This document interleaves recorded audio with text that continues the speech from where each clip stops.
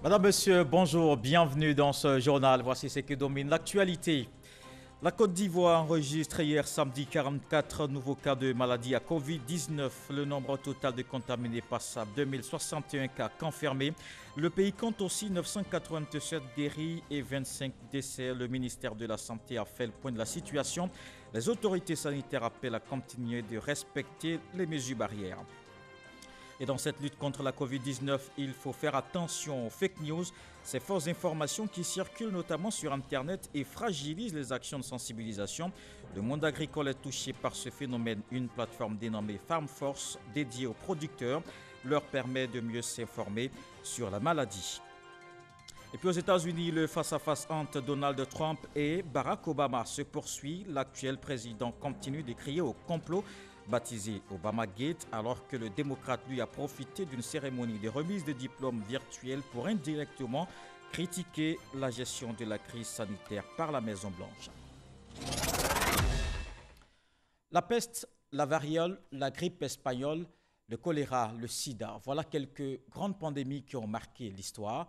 Aujourd'hui, le monde a fait la connaissance de la Covid-19, nouveau-né de la famille des coronavirus, une connaissance aussi encombrante que dangereuse. Elle a réussi à mettre le monde à l'arrêt, l'économie, le social, durement impacté par cette crise sanitaire qui n'est pas évidemment sans précédent.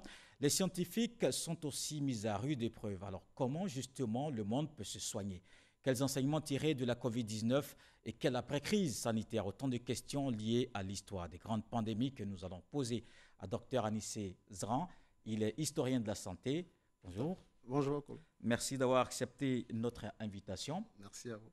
Et on vous retrouve dans le cadre du magazine du dimanche, mais avant, dans une trentaine de minutes, qui est nécessaire, un temps pour faire le tour de l'actualité. Merci.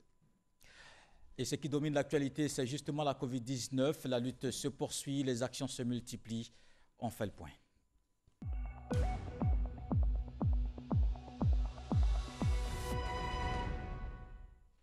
Il faut continuer de respecter les mesures barrières. La lutte contre la Covid-19 continue. La Côte d'Ivoire a enregistré hier samedi 44 nouveaux cas de contamination.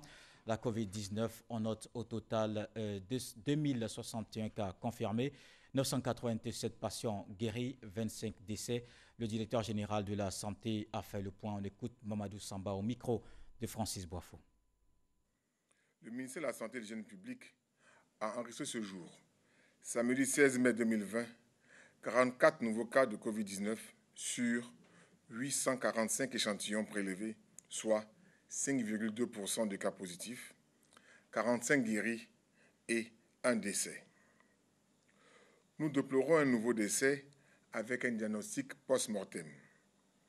Il s'agit d'un patient de 50 ans avec une pneumopathie sur un terrain asthmatique décédé le 14 mai. Il avait été admis la veille au service des maladies infectieuses tropicales du CHU de Treichville. Le ministère de la Santé et de l'Hygiène publique présente ses condoléances à la famille éplorée. À la date du 16 mai, la Côte d'Ivoire compte donc 2061 cas confirmés, dont 987 personnes guéries, 25 décès et 1049 cas actifs. Le nombre total d'échantillons est de 17 513.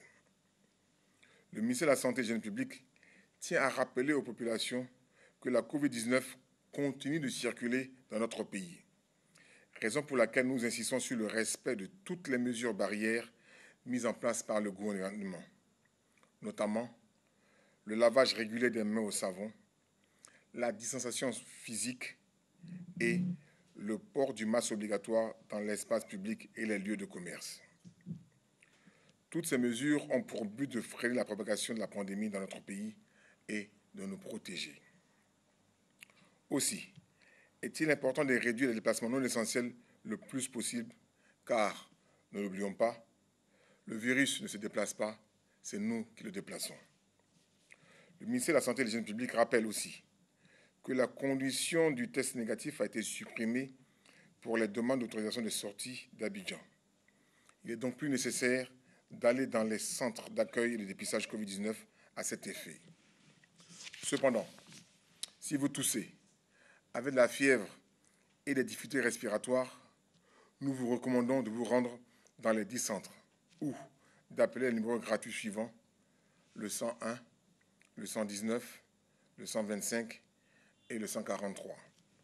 Je vous donne aussi des chiffres ailleurs dans le monde. En Afrique de l'Ouest, d'abord, au Ghana, 5 735 cas confirmés, 29 décès.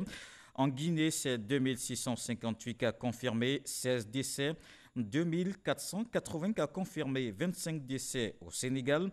Au Mali, il y a 835 cas confirmés, 48 décès. Et puis au Burkina Faso, c'est 782 cas confirmés et 51 décès. Au total, en Afrique, il y a 81 936 cas confirmés, 2702 décès et le monde compte au moins 4 650 793 cas confirmés et au moins 312 115 décès. Ici en Côte d'Ivoire, les autorités appellent à maintenir la vigilance et la prudence. Parmi les moyens de lutte, il y a le respect des mesures barrières. La police veille à cela, même s'il y a des allègements de certaines dispositions prises pour freiner la propagation de la maladie. Il faut préserver la santé des populations. Des détails du point presse du gouvernement avec Alexis Ouedraogo. Atteinte à la santé publique. Voilà l'infraction qui pourrait vous être notifiée si vous ne respectez pas les mesures barrières dans l'espace public. Avec la levée de plusieurs restrictions, notamment la réouverture des maquis et restaurants, des comportements à risque se révèlent. Si l'on peut comprendre qu'on ne peut pas boire sans enlever le masque, ni moins manger sans enlever le masque, on peut quand même accepter qu'on puisse se tenir à bonne distance pour le faire. On peut également comprendre qu'avant d'aborder toutes ces parties de beuverie ou de restauration, qu'on puisse au moins se laver les mains.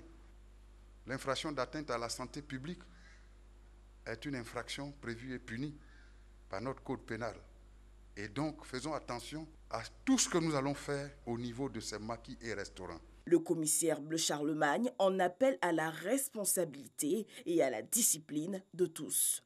Si il s'avère que les mesures ne sont pas respectées, il ne faut pas amener les autorités à revenir sur leurs décisions. Ce sera vraiment désolant pour le social dans notre pays. Avec des taux de 47% de guérison et de 1,2% de létalité, le ministère de la Santé insiste sur la nécessité de rompre la chaîne de transmission. À ce jour, avec l'extension des sites de dépistage, un plus grand nombre d'Ivoiriens s'engagent à connaître leur statut. Il reste toutefois indispensable qu'ils préservent la distance physique dans ces centres.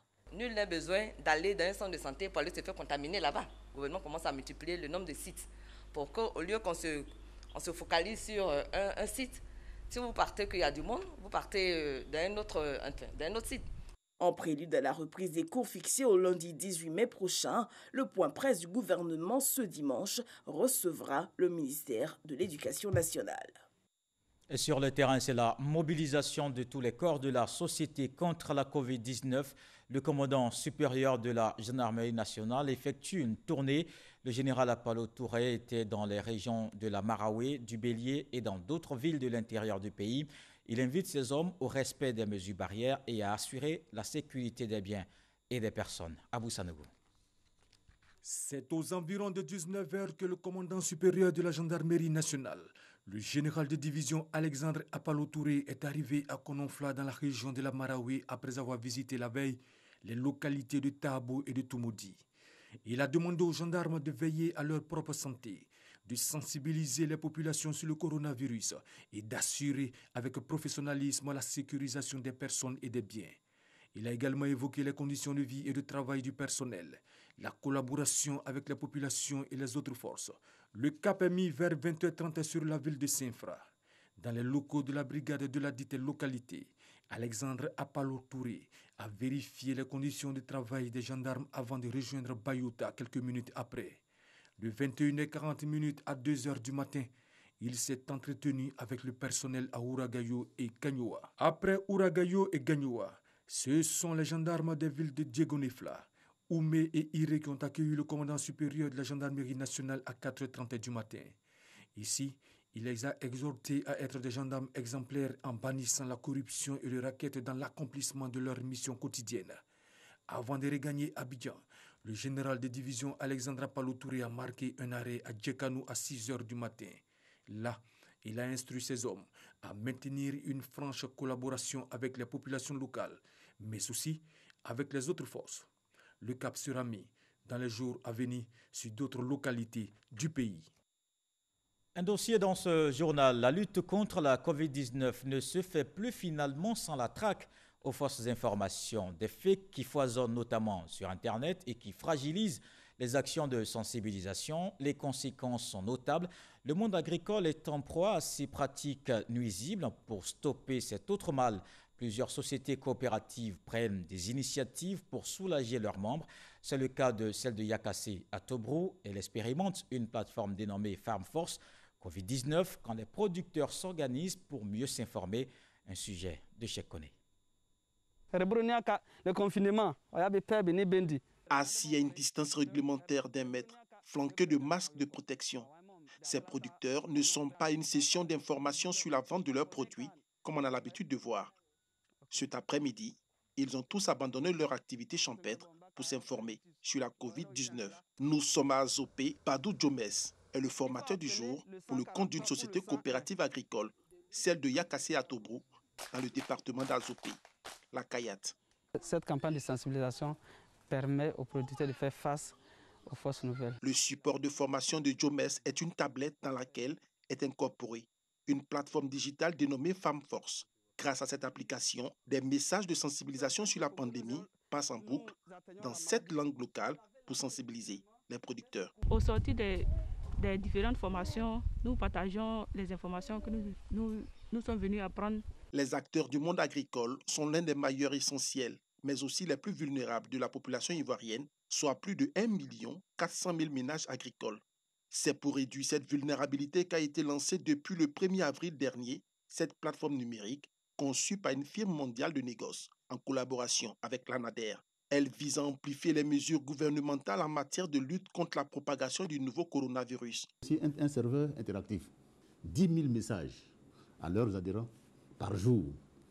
10 000 messages qui sont traduits en 7 langues et qui vont permettre à chacun de pouvoir s'approprier encore plus dans sa langue maternelle les risques et toutes les mesures édictées par le gouvernement pour que les populations rurales puissent aussi vraiment faire barrière à la progression de ce coronavirus-là. La plateforme numérique Farm Force est en plein déploiement pour impacter 50 000 producteurs et 1 200 responsables de coopératives agricoles.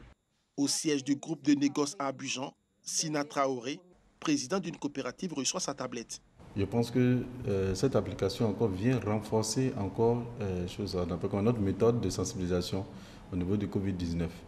Donc c'est vraiment une belle initiative. Dans la coopérative de Sina, 3000 producteurs ont déjà adhéré à la plateforme. Outre cette solution numérique, la coopérative s'est lancée dans la sensibilisation de ses membres à travers sa station de radio communautaire. Des messages ainsi que des cours pour les enfants de producteurs sont diffusés tous les jours. Malheureusement, cette contribution dans la sensibilisation n'occulte pas les pertes subies par le monde agricole en cette période de crise sanitaire.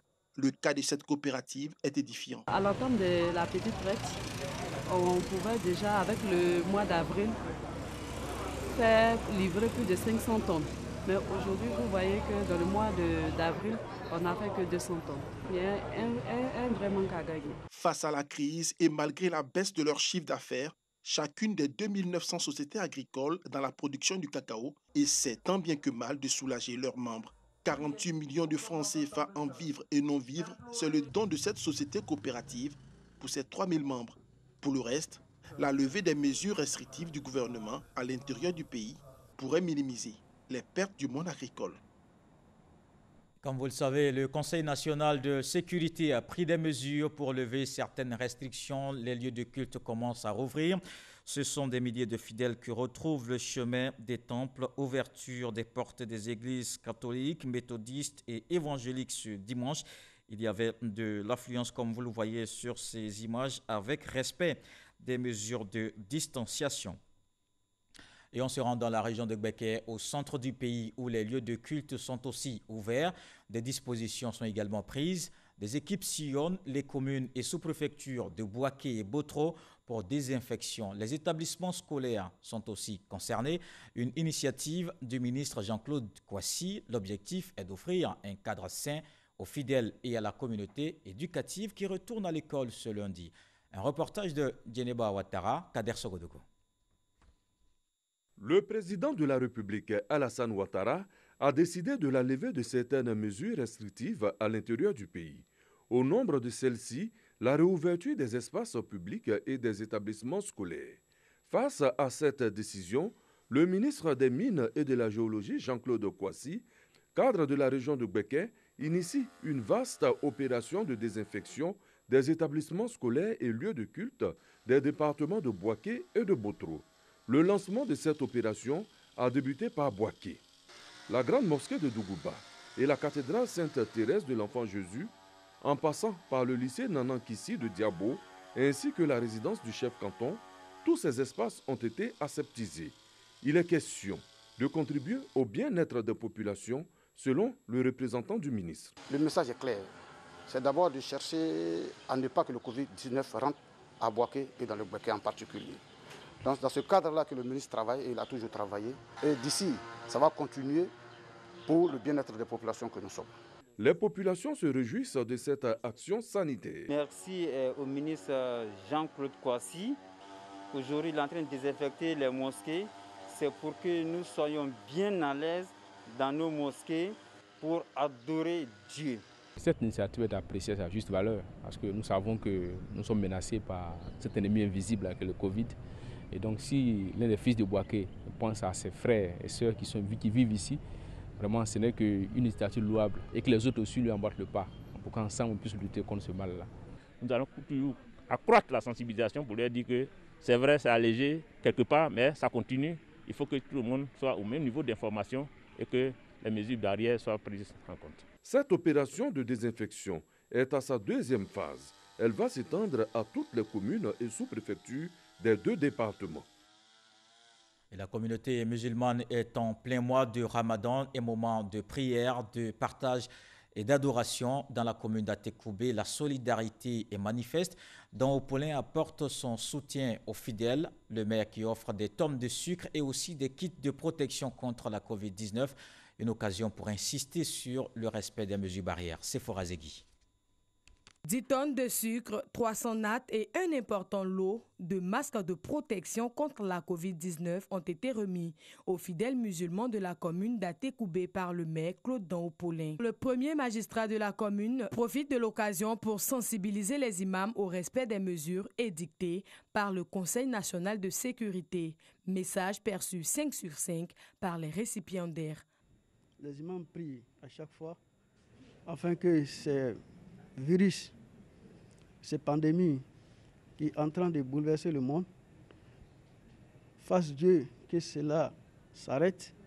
Sur les réseaux sociaux, nous informons nos fidèles afin qu'ils respectent les mesures barrières que le gouvernement a prises. Pour Claude Paulin d'en haut, il est impératif de manifester sa solidarité à ses administrés qui vivent un moment important de leur religion. Il les a exhortés à s'impliquer dans la lutte contre la COVID-19.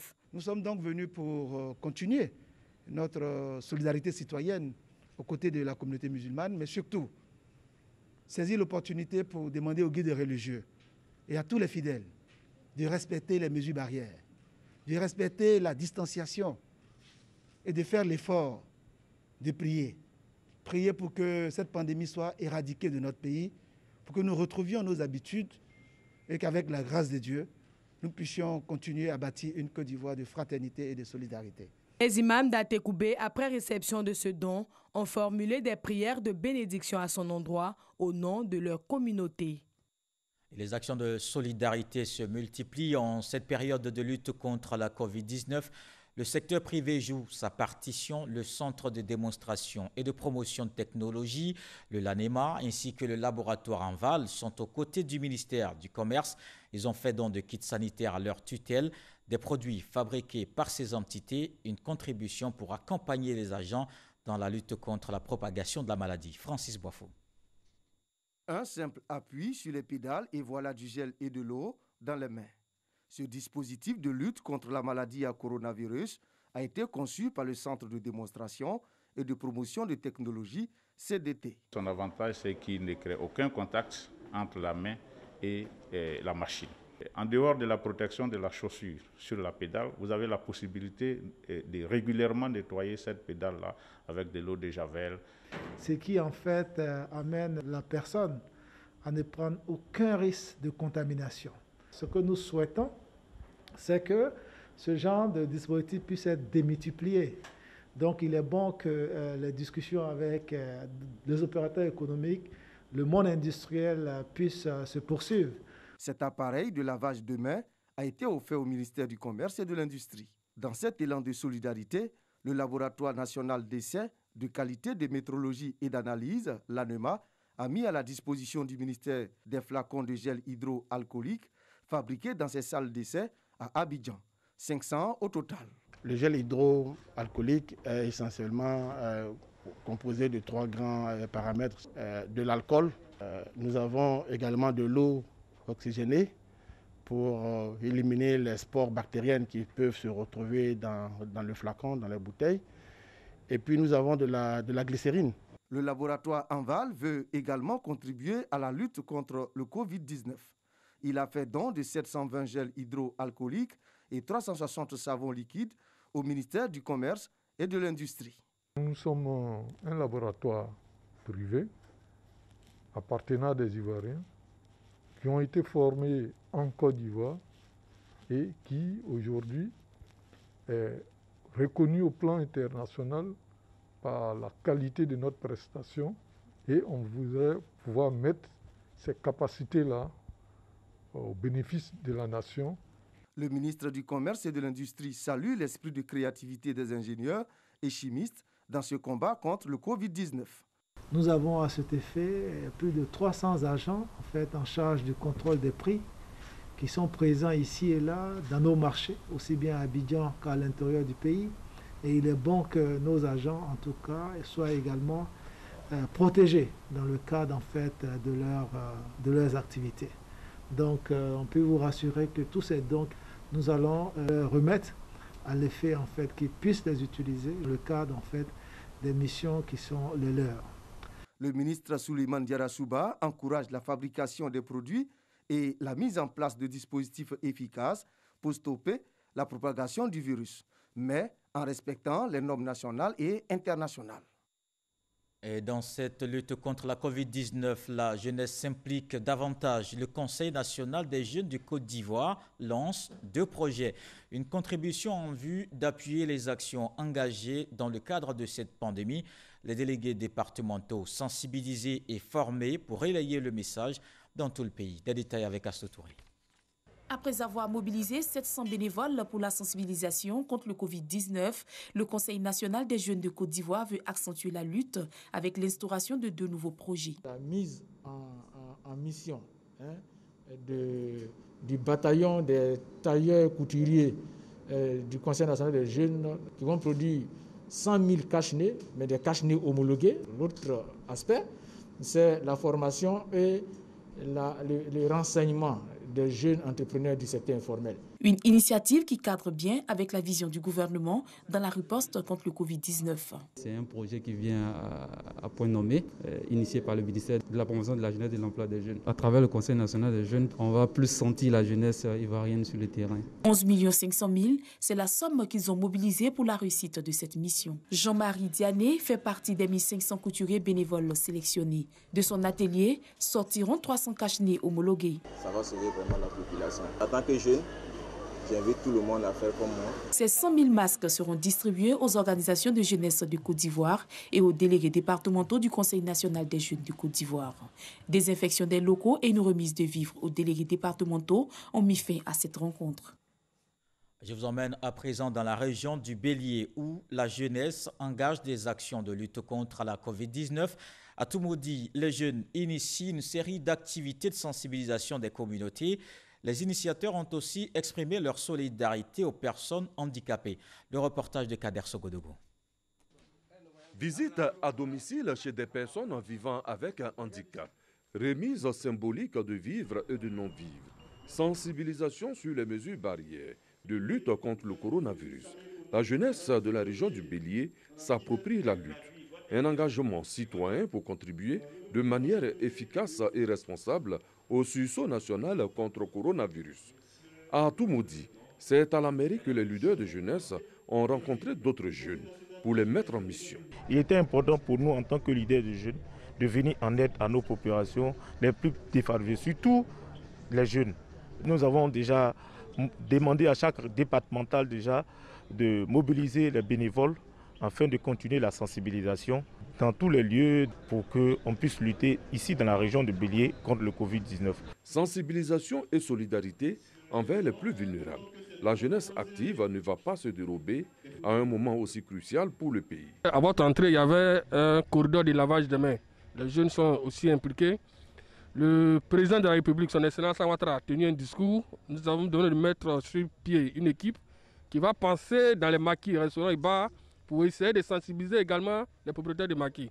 Après Toumoudi, le chef-lieu de région, les départements de Djekanou, Tiébissou et Didievi vont recevoir la caravane des jeunes leaders. La lutte est engagée. Et dans le reste de l'actualité, l'ancien président des États-Unis, Barack Obama, a critiqué implicitement la gestion de la crise sanitaire par Donald Trump. C'était samedi. Il a profité d'une cérémonie de remise de diplôme virtuelle pour se prononcer sur la question. Le démocrate a également souligné que cette maladie était révélateur des inégalités qui frappent les Noirs américains. Le locataire de la Maison-Blanche a d'ailleurs répliqué au dernier discours de son prédécesseur en tweetant un nouveau Obamagate. Ici en Côte d'Ivoire, c'est tout le pays qui est engagé dans la lutte contre la Covid-19. Les populations invitées au respect des mesures édictées par le gouvernement. L'équipe gouvernementale qui a d'ailleurs connu la semaine dernière un réaménagement. Le ministère de l'intégration africaine et des Ivoiriens de l'extérieur est désormais occupé par Albert Flindé. Son prédécesseur Ali Koulibaly lui a passé les charges. Abou Sanogo. Albert Flindé dirigera désormais le ministère de l'intégration africaine et des Ivoiriens de l'extérieur. À ce poste, il remplace Ali Koulibaly, nommé lui ministre des Affaires étrangères. Le passage de témoin entre les deux ministres s'est fait en présence de la secrétaire générale du gouvernement. Ali Koulibaly, avant son départ, a exprimé sa gratitude et sa reconnaissance au président de la République Alassane Ouattara et au premier ministre Amadou Gon Coulibaly. Il a dressé le bilan de ses activités, puis a relevé les acquis de sa gestion à la tête de ce département. Je sais, chers frères, que vous aimez les défis et que vous allez jouer votre partition en accord parfait avec le mandat qui est attaché à votre portefeuille. Votre expérience professionnelle et vos mérites personnels seront, je n'en doute pas un seul instant, des atouts décisifs dans l'exercice de vos nouvelles fonctions, conformément à la vision du président Alassane Ouattara, qui a décidé de l'ancrage de l'intégration dans tous les projets porteurs. Le tout nouveau ministre de l'intégration africaine et des Ivoiriens de l'extérieur, Albert Flindé, entend poursuivre le chemin tracé par son prédécesseur pour le rayonnement de la Côte d'Ivoire. Monsieur le ministre des Affaires étrangères, au moment où je m'apprête à diriger ce département ministériel, je voudrais rendre un hommage très chaleureux au travail énorme qui a été le vôtre à la tête de ce ministère et singulièrement pour cette conviction africaine qui a constamment guidé votre action. Soyez rassurés, monsieur le ministre, que tous ces acquis glanés durant votre passage ici seront capitalisés, ils seront consolidés et seront utilisés à bon escient. Albert Flindé, qui prend fonction à la tête du ministère de l'intégration africaine et des Ivoiriens de l'extérieur, a été nommé le mercredi 13 mai dernier. Place à la deuxième articulation de ce 13h, le dimanche magazine. Docteur Anis Cézran, on vous retrouve avec beaucoup de plaisir pour parler de cette autre pandémie qui secoue le monde. Mais ce n'est pas la première crise. Il y a eu entre autres la peste, la grippe, la variole, le paludisme et même le sida. Est-ce que ça fait partie finalement de la marche du monde? Merci de me donner la parole. Bien entendu, les épidémies font partie de la marche du monde et l'histoire des hommes est aussi l'histoire des épidémies. De toutes ces pandémies, la grippe espagnole en 1918 a fait environ 50 millions de morts. Est-ce que c'était la plus dévastatrice? Bah oui, il y a bien évidemment des guerres de chiffres. Donc, quand on regarde 50 millions de morts pour la grippe espagnole, elle semble être la plus dévastatrice, mais elle a touché 500 millions de personnes. Par contre, quand on regarde les chiffres de la peste en 1347-1348, alors elle a occasionné 25 millions de morts, mais c'est le tiers de la population européenne. À partir de ce moment, si on regarde en termes de chiffres les statistiques, bien entendu, on dirait que la grippe espagnole a entraîné plus de morts, mais si on regarde en termes de ratio, la peste a occasionné quand même la disparition d'un tiers de la population européenne, et ça c'est très considérable. Et donc c'est dire que les époques ne sont pas les mêmes en réalité. Les époques ne sont pas du tout les mêmes. Vous avez la peste, elle a commencé déjà au VIe siècle. Il y a eu des pestes à l'époque antique, mais les historiens ne sont pas trop d'accord sur la définition de cette peste-là à partir des études de paléobiochimie. Oui, parce que c'était quand même avant Jésus-Christ. C'était avant Jésus-Christ. C'était d'abord difficile de dater. Tout à fait. Mais le problème, c'est que c'est avec l'archéologie qu'on travaille du coup. Donc on essaie d'exhumer certains corps et c'est le travail qui est fait dessus qui permet de déterminer si c'était de la peste ou pas. Il y a aussi des récits des historiens. Donc il y a tout un travail de recherche autour des sources qui permet de situer la maladie. Mais là-dessus, il y a encore des doutes. Donc, ce n'est pas confirmé que c'était essentiellement la peste à Athènes dont parlait Thucydide. Par contre, la peste justinienne, au VIe siècle, elle est carrément établie. Du nom de l'empereur à l'époque. Du nom de l'empereur de l'Empire romain d'Orient, de Byzance, et qui a quand même dévasté son empire. Et donc, à partir de là, la peste s'est retirée. Et en 1347, elle revient. Il va y avoir plusieurs répliques. Jusqu'à aujourd'hui, elle n'a jamais disparu. Mais bon, on a réussi à la contrôler néanmoins.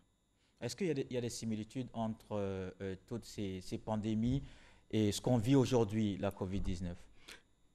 Similitudes, si vous partez sur le plan de santé, on va plutôt parler des comportements, des réactions des populations face aux épidémies. Il y a quand même des similitudes. Si on regarde ce qui s'est passé, par exemple, au cours de la Grande Peste à Londres en 765, vous verrez que quand le gouvernement a quitté Londres, parce que la peste avait quand même, c'était 4000 morts par semaine qu'on partait déverser dans les fosses communes.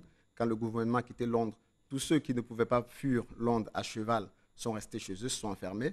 Les malades avaient été cantonnés dans leur maison. Ils n'avaient pas le droit de sortir. On avait dressé une grande croix rouge au-dessus de laquelle il était inscrit « Dieu ait pitié de nous ». Et les populations se sont ruées vers les charlatans et les cartomanciens qui leur produisaient des amulettes pour les protéger et des talismans. Il y avait même... Donc ce n'est pas nouveau parce qu'au début, ici, on a vu cette ruée vers tout type de médicaments, notamment les feuilles de Nîmes. On a fini par presque dévaster cette flore. Ah non, ce n'est pas nouveau. Il y a, au Moyen-Âge, l'Occident était très christianisé. Donc, il y avait la course à l'église. On allait, on priait, on estimait que c'était la colère de Dieu. Mais après, il y a eu le recours aux charlatans. Tiens, pour la petite histoire, c'est d'ailleurs en cherchant des parfums, parce que les pestiférés, quand ils mouraient, même quand ils étaient malades, ils dégageaient une très forte odeur qui était très répugnante. Donc, c'est en allant chercher des parfums qui étaient forts, qui étaient censés chasser l'épidémie. C'est là qu'on a découvert l'eau de Cologne que nous utilisons aujourd'hui. C'est dans la recherche de remèdes miracles, chacun allait pour son compte. Lors de la grippe espagnole, le rhum venait à manquer parce qu'on estimait que le rhum avait une puissance. Donc finalement, le rhum, on le prescrivait sur ordonnance en pharmacie. Et il y a toujours comme un vent de panique au départ. Et bien évidemment, il y a toujours comme un vent de panique qui s'explique parce que ces populations à l'époque ne savaient pas ce qui se passait. Vous imaginez, je vous parle de la peste justinienne au VIe siècle. Et on découvre le responsable de cette peste-là en 1894, quand il y a eu une épidémie à Hong Kong. C'est là que Alexandre Yersin découvre le vaccin qui porte désormais son nom, Yersinia pestis. Donc c'est un peu compliqué en fait pour ces populations-là qui ne savaient pas quel était l'agent responsable du choléra, qui ne savaient pas quel était l'agent responsable de la peste. Et même la grippe espagnole, il y a eu un problème parce que les appareils à l'époque ne permettaient pas d'identifier des virus de petite taille. Donc c'était un peu compliqué pour elle. Aujourd'hui, la science a beaucoup évolué. Le sida, on a mis 2 à 3 ans pour découvrir le VIH. Mais avec la Covid, vous savez que ça allait très vite. En un mois, on a pu identifier l'agent responsable. Mais les comportements humains n'ont pas changé. Il y a la peur, ça fait partie de la nature humaine, il y a le repli sur soi, il y a la recherche de boucs émissaires, il y a la recherche de médicaments miracles. Et du coup, chacun se défend comme il peut. Alors justement, comment l'humanité a réagi face à toutes ces pandémies dans le monde? Voyons cet élément de Jean-Marc Djadji. Peste noire, grippe espagnole, sida, lèpre, aujourd'hui le Covid-19. L'humanité fait face, depuis des siècles, à ces pandémies plus ou moins meurtrières causant des millions de morts dans le monde. Après une période de persécution des malades dès l'Antiquité, les premières mesures de lutte contre les pandémies sont mises en place. L'isolement avec la lèpre dès le 8e siècle et le confinement avec la peste au 14e siècle. À partir du 15e siècle, les institutions de santé publique naissent et se renforcent. Les mesures d'hygiène et les vaccins s'imposent et deviennent de vrais moyens de lutte efficaces contre les pandémies. À ce jour, pour la pandémie du Covid-19, aucun médicament spécifique n'est recommandé pour prévenir ou traiter l'infection. Les essais cliniques sont en cours.